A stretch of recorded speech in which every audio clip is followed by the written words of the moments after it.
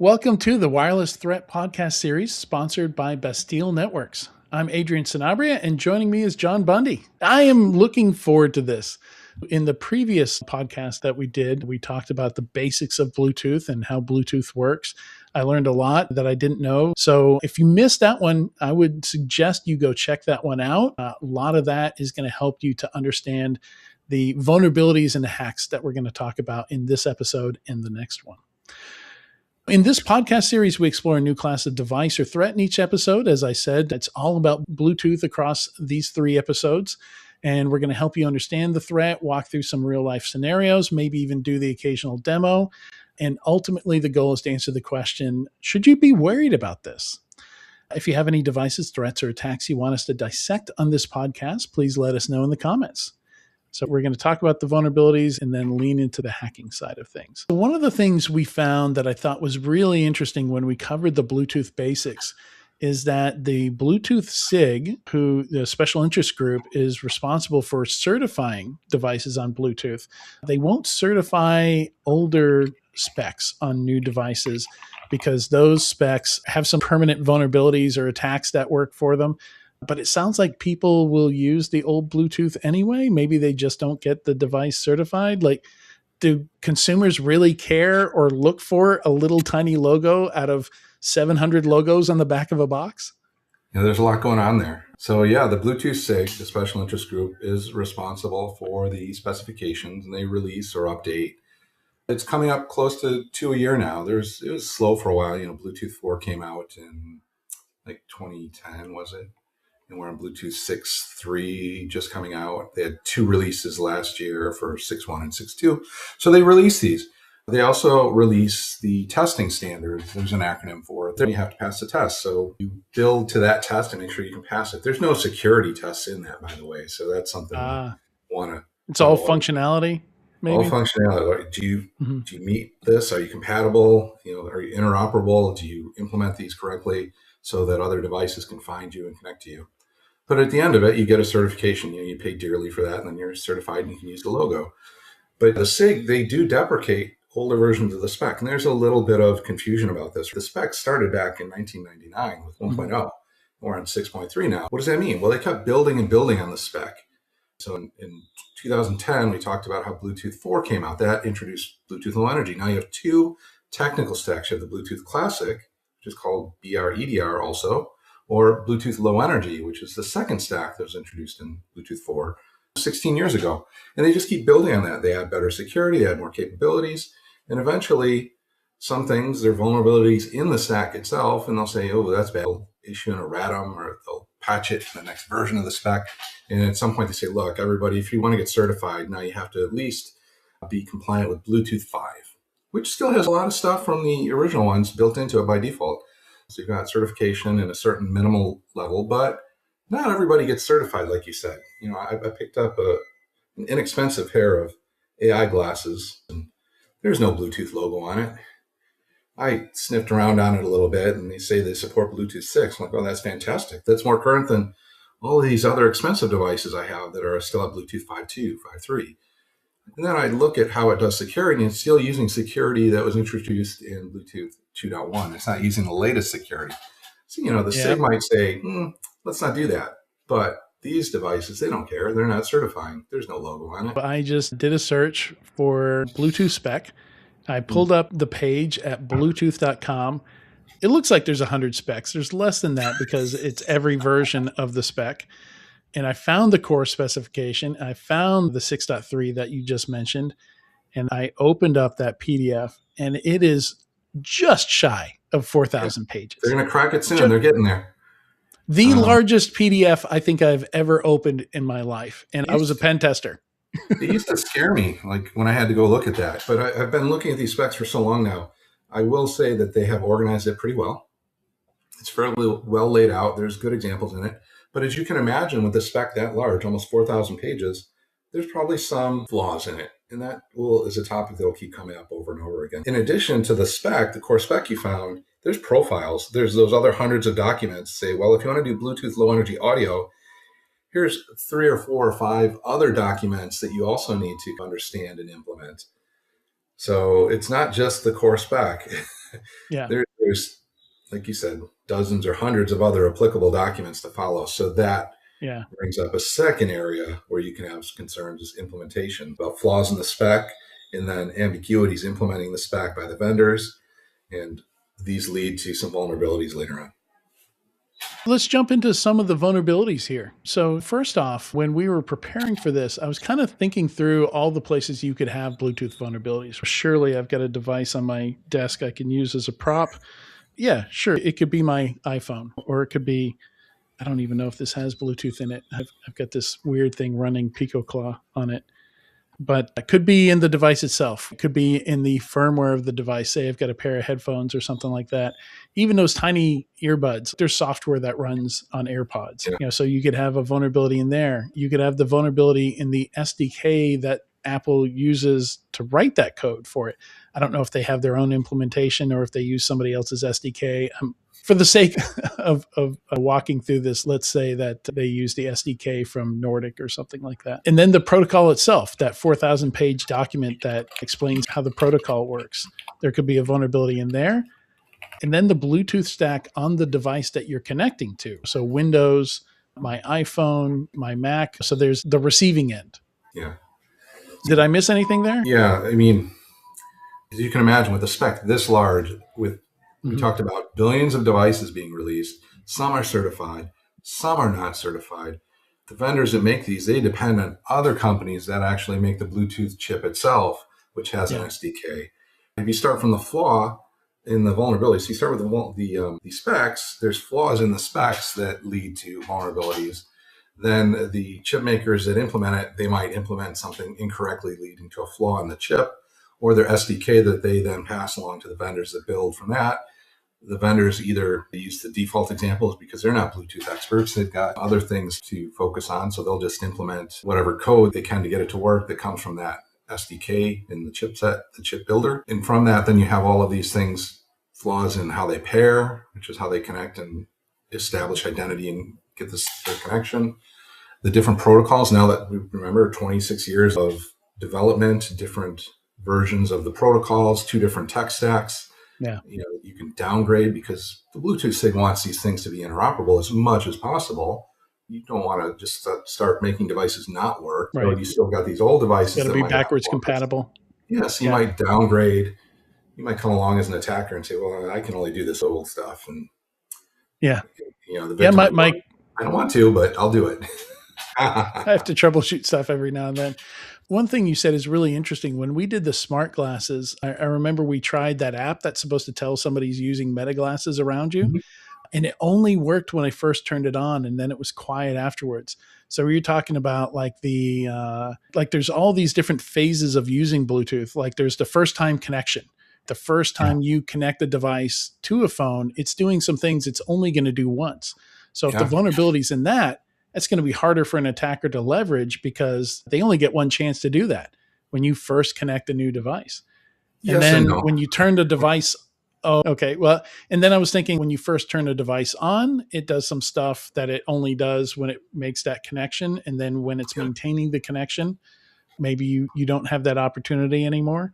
The point being, there's all these phases of interaction with a Bluetooth device that would require you to be kind of lucky if you were looking to hack something, it seems like. Yeah, getting into the hacking a little bit, it is difficult because it is a proximity protocol. You can't be miles away in general.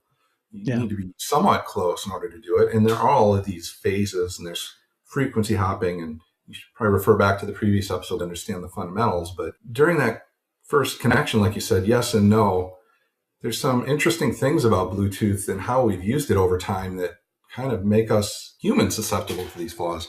So what happens when your Bluetooth keyboard doesn't work? Do you troubleshoot it, or do you just forget the connection and repair it? Yeah, that. Right? So or turn it off and back on. Yeah, you'll try to turn it on, turn it back, turn it off, turn it on. Good old IT crowd, right? But then if it doesn't work, you're like, that's it. I've exhausted the extent of my Bluetooth troubleshooting. I'm just going to forget the device, put it back in pairing mode, and you're back to step one. So as an attacker, maybe you're going to try to interfere with that connection and cause denial of service so that the person gets back to that initial mode. So there are ways to get back to those modes, even though they are fleeting. Like you said, it's a one-time, in theory, event that happens very quickly. It's hard to observe. but you can force human behavior to kind of get back. Yeah. Yeah, it's a good point. Like it's something we use a lot in hacking or downgrade attacks. Maybe if you need it in a specific state, there's some kind of Some way to get denial of there. service, some kind of way that you can force someone to do that. Yeah. Right from the pairing, there's vulnerabilities, and that's a susceptible point in that life cycle. And then you're right, as devices first are turned on from the factory, they behave in one way. Then after they connect, pair, and bond with a second device, they might act in a different way. But if you're dedicated enough, you can try to force those different modes or hunt them down and exploit them. Yeah. So do you have some examples of some notable vulnerabilities? Yeah, this was fun. I went back through time from the start of the spec, because we've all heard of some, and I think some of these are going to ring a bell as we get through this. So they were like the noble goal of, hey, let's replace this proprietary headset to my newfangled mobile phone. Let's go wireless. And that was what drove Bluetooth. And then the other interesting thing I find is they wanted to replace the serial connection, which was used for everything. There's no USB yet. So they use serial connections, all sorts of different ports. But what if they could do a wireless serial protocol? It's called RFCOM.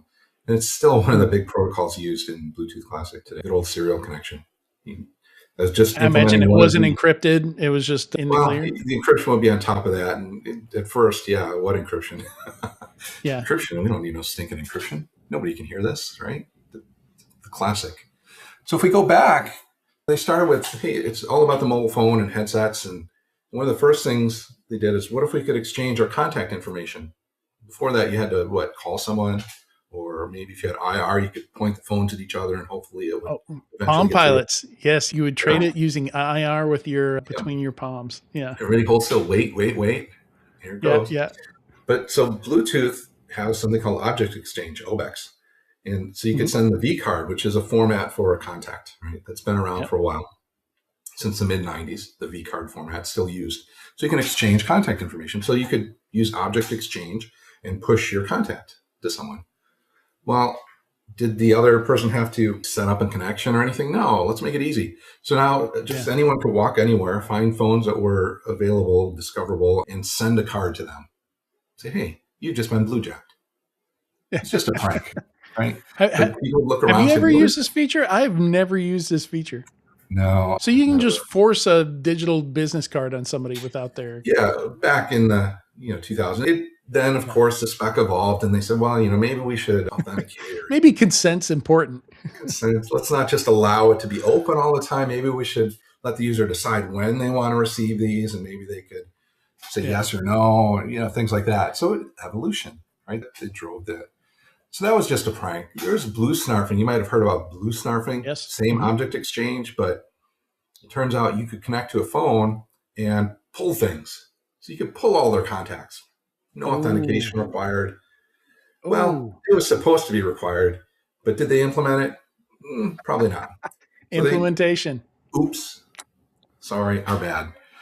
So they eventually, it really was an implementation flaw where the phone, this is all new technology. They don't think of that when they're implementing. Like, wow, this is great. We can exchange things. Yeah. What about the authentication, guys? Are you supposed to? We were worried about Y2K. We weren't thinking about that. We got to make sure our dates are okay. Yeah, so you could just pull everything without any authentication. That was bad. That was like 2003.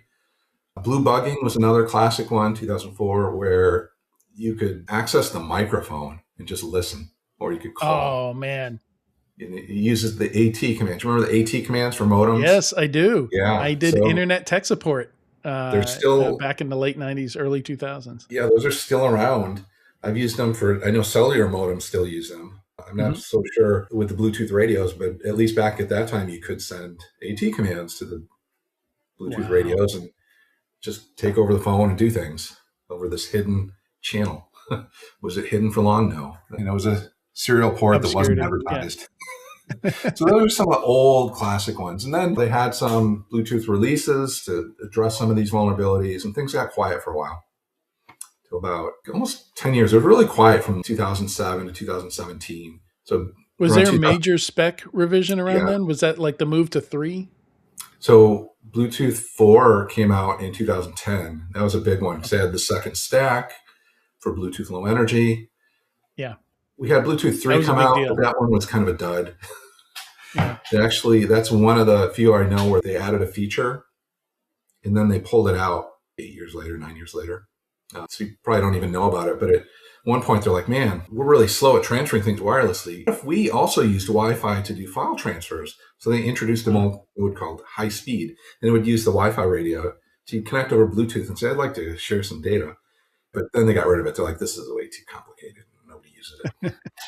The big one was in 2007 with Bluetooth 2.1 because they added secure simple pairing. So they really beefed up the security in 2007. And so that kind of slowed things down for a while. Before that, security was either low or non-existent. People could just abuse it. The spec wasn't quite secure enough. So it was slow going till about 2017. And then instead of abusing the spec as much, like, man, the spec has gotten so complicated. People are not doing a good job of implementing all the features that they should. Now, either there's a flaw that was overlooked in the spec, so they would still exploit that, or more likely the SDK for a chipset, so the software development kit that the Bluetooth chip vendor would provide with their chip so you could build an application, that would have a flaw in it. And so the end manufacturer is totally out of the loop. Like if Sony's making headphones, they're relying on chips from like Aroha or MediaTek or Qualcomm or whatever.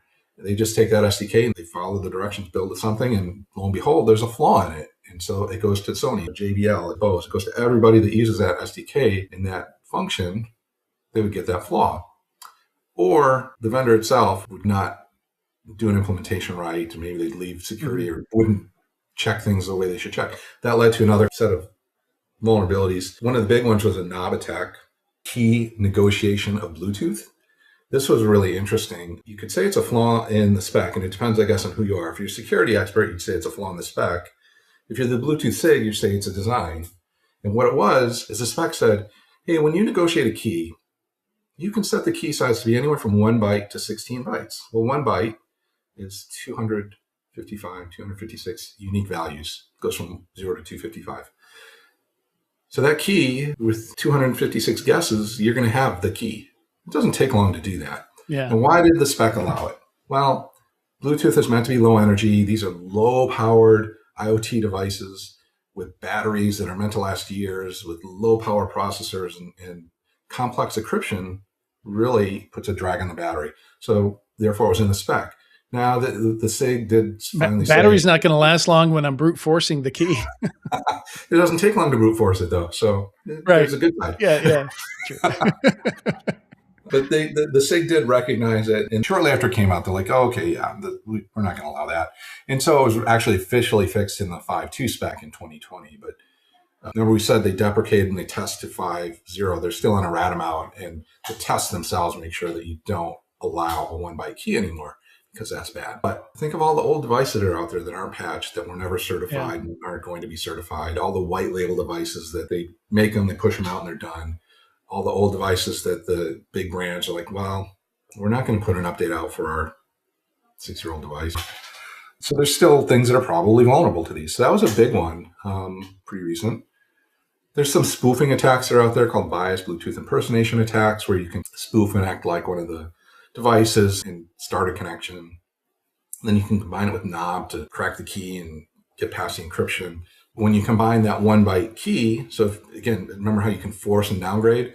When you connect it, you say, I can only do 1 byte worth of key because I'm an old device. That's all I got. Woe is me. And then it's up to that other device, the victim, to say, well, I'm going to allow it or not. Newer devices won't allow it, but there's still this period of time where things haven't been patched that are still out there. Please, sir, I only have 1 byte. Please, sir, can you spare another byte? No, just 1. And then, so you combine that with other attacks to impersonate one of the devices in the connection, and it's like in a downgrade attack, and then you crack it, and you really can take over. These are complicated attacks, so I mean, it sounds pretty easy, but we'll talk more about what it takes to do them later. So those are some in the last 5 years, but now there's been some very interesting ones in the last few years. I think everyone's heard of this, the BLE spam. Came out 2-3 years ago, where you use something like a Flipper Zero. Made somewhat famous by the Flipper Zero, right? Exactly right. Yeah, that implemented it. But you can implement this with just a Bluetooth dongle. Yeah, sure. There's an Android app for it. There's lots of ways to do it. You can put it on a Raspberry Pi, Pico, Raspberry Pi Zeros, you name it. That's actually what's in this guy. This is a Raspberry Pi Zero W. in here. Yeah. So there might be a little script that does it, a very simple script. But what it was is it abused some of the convenience features that vendors implemented for pairing. So we talked a little bit about this in the last episode about pairing, but when you want to connect to a Bluetooth device, let's say your phone, you want to connect your headphones, there's 3 phases you go through. First, you connect, and you just say, hey, stop advertising. Let's just talk, you and I. Mm-hmm. So they talk, they're connected. Now, if you want to have encryption, you need to have keys. In order to get keys, you have to pair. So by pairing, you establish your identity. There are ways to prove that you are who you are by showing a series of numbers on one device, and you verify it. And then you go, oh, okay, I know now that I'm talking to Right. you and not some other 1, 2, third 3, 4, party. 5, 6, whatever what it calls a pin, right? A PIN or a passkey. Yeah, there's different flavors. And then after that, if you want to avoid pairing in the future, you bond, which simply means you save the keys. And then the next time that you guys see each other, you connect and go, oh, let's skip right to the encryption phase because we both have keys. We don't have to pair again. Let's just verify that we are who we are with a little crypto. And then we'll go to encryption and we're all good. We don't have to pair. That's the bonding phase. Now, users can find Bluetooth pairing a pain in the butt, right? You got to find something, hit a button. Maybe you have to hold a button 2 seconds. Maybe you have to hit it 3 times. You have to unfold them. Every device has its own little way to get to a pairing mode where it's ready to connect. Eventually you get there. They're in pairing mode. So a lot of the vendors decided it's a little hard for users. What if we just made it so when the device gets nearby your headphones, let's say within a meter, if you get close enough, what if your phone just popped up a message and said, hey, these headphones are nearby. Would you like to pair? Then the user could just hit yes. You don't have to deal with entering in numbers. You don't have to check the number to make sure it matches a different number that may or may not be present on the second device. You don't have to fiddle around with holding the power button. And so Apple implements this with, I don't know if it's called fast pair with Apple. I think nearby devices and nearby actions is some of the protocol names they use. Google implemented Google Fast Pair.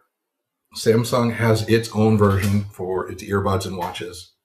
Mm-hmm. And then Microsoft implemented it just feels like magic, right? Like you're like going, magic. whoa, wow, it's set up. That's it. Like Just you take the earbuds out and it's like, hey, do you want to add this to this device?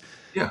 But that does sometimes backfire because if somebody's sitting right next to you, it's asking them. Yeah, it might pop up there. It's annoying. Yeah. But the interesting thing about it is all of those things just leverage Bluetooth Low Energy protocol and advertising, which is how Bluetooth Low Energy devices indicate their presence, whether or not they're connectable and whatnot. So each vendor came up with its own different little payload and unique IDs in that advertisement that then their phones, their MacBooks, and their laptops, and their OS would recognize. And so I see. It's not encrypted yet because remember, you haven't connected, paired, or bonded. Right. It's just advertising in plain text. What if you, as the attacker, say, well, I'll just send a message? And that's what the flipper does. And it sends it out so quickly. And it changes to another device. Hey, I'm headphones. Hey, I'm a keyboard. Hey, I'm a Apple TV. Hey, I'm a this, I'm a that. It just keeps changing. And then the user is spammed with, that's why it's called BLE spam. They're just spammed with these pop-ups to make their device almost unusable because they keep hitting cancel or no, or it goes away and it's replaced with another one. And it's just annoying. So that was a famous attack. So I think everyone's heard about that. There were some related ones to that with the Apple. They had nearby actions. Not only could you pair with things, but if you had an Apple TV, maybe you wanted to configure it, or you got a new phone, you wanted to configure it. They had other nearby things that you could do. If you're close by something, you get a different pop-up and you could do something. It turns out there was a flaw in the implementation and users could kind of overflow something and cause a crash and just cause the phone to reboot. So for a while, I think it was iOS 12.1 or 12.0 was vulnerable to just being rebooted or shut down or locked up. Yes, I remember that. Yeah. Yeah. You could actually shut them down. That version and people did that in crowds, right? Like at DEF CON or something like that. Yeah. That's madness. Yeah. So the first one was a prank. This one was a little more serious. And Apple eventually, within a few months, had patched it. I think another thing we kind of skipped over, we started off in 1999 and it's just headsets, right? At some point, like I'm scrolling through these specifications and there's a fitness machine profile specification and there's a gaming audio profile and there's a global navigation satellite system profile and a health thermometer profile, hearing access profile, insulin delivery profile spec.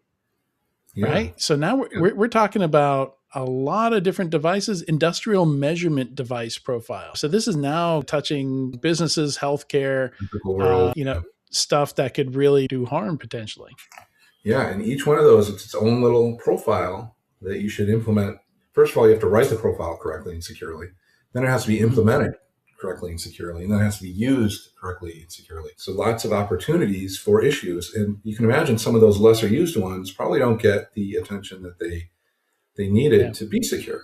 So there's flaws coming up in those all the time when people look at them. But there's good news and bad news, right? So those profiles are generally protected by the main spec themselves, which has most of the security and authentication and all that good stuff.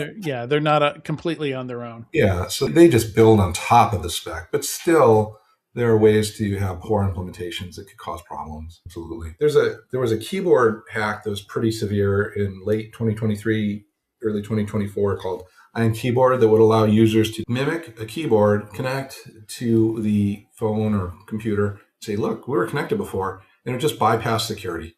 And the computer would be like, okay, let's start talking. And then at that point, it's just a bad USB. You can send in whatever keystrokes you want. And there were flaws in like basically the stack in most of the OSs, and they're all vulnerable to this sort of, you just come in and say, yeah, we already connected. Don't worry about the keys. It's good. So that was a bad one. That was patched pretty quick. Steel Tooth, Break Tooth came out late last year. This is an interesting one that abuses a vendor implementation of sleep. Sleep isn't really defined in the spec, but vendors want deep sleep. So they added on and said, to save battery life as a keyboard, I'm going to go to sleep in 20 minutes. Just you tell the computer, hey, I'm going to sleep. I'll be back. Well, somebody else can come in and say, hey, I'm back. And the computer will be like, cool, I've been waiting for you. We already were encrypted, so let's not worry about any of that stuff. Oh, and you're in. I see. Right?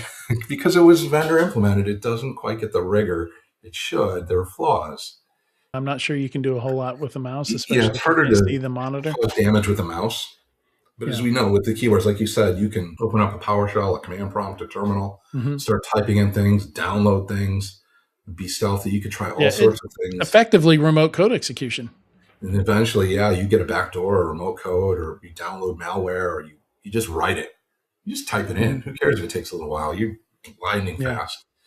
And then another cool one that just came out was called WhisperPair. So we talked about how Google FastPair was implemented for convenience.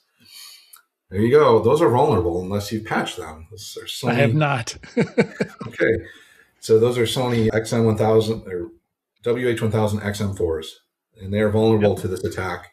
There was a patch put out last fall for them. And why isn't everything getting patched? Well, the vendors have to care, and they're going to make business decisions about what's good for the reputation versus what's going to cost too much money. They're still out there. So they're going to make decisions. There's also not a lot of press on these, so there's not a lot of pressure. So Google implemented this FastPair to make it easy for devices to connect. And what happens is if you're using your headphones, you're connected via Bluetooth to your phone, you're great, you're happy. An attacker can come in, discover that there's headsets there because they're still advertising. Because they added this cool feature that said, hey, wouldn't it be nice if you could connect to 2 devices at once with your headphones? Right. Yeah. Right. So I've done that with these. Yeah. And then the attacker just follows the protocol, does all the secure things, and is connected. Now it can hear the audio stream. It can hear the microphone and use it to listen. So that one was pretty bad, and it's starting to be patched out now. And then the last one there's an Aroha. It's a chipset where they had a remote access control engine available. It was hidden, but people found out about it. They connected. They could issue developer commands to the device and take them over. What kind of devices did this affect? They were in everything, all devices, because it's just a Aroha chip. And sometimes the manufacturers don't even know what they're using, so they don't know that they're vulnerable. So it's the Bluetooth, the particular vendor's Bluetooth chip. Yeah, like Sony sometimes uses them. Sometimes they'll use Qualcomm. Sometimes they'll use MediaTek. It depends on the version. As you develop a new device, you might pick a different chipset for some reason. And so, Aroha had to fix their SDK and their firmware, so it disabled that. And then all of the vendors would have to pick that up and rebuild their firmwares and then push it out. So as you can imagine, it's hard to get this fixed because if you don't patch it, or if you don't have a way to patch it, or if the vendor doesn't care enough to rebuild it, it won't get fixed. And there's some highlights of Bluetooth vulnerabilities. We are going to wrap there, just a bit of a pause, and we're going to come back in the next episode and go over Bluetooth hacking. So thanks again, Bastille, for sponsoring this. Check out bastille.net/blog for more information on wireless threats. Don't forget to leave us a comment. This is the end of part 1. We'll be right back with part 2 on Bluetooth hacking.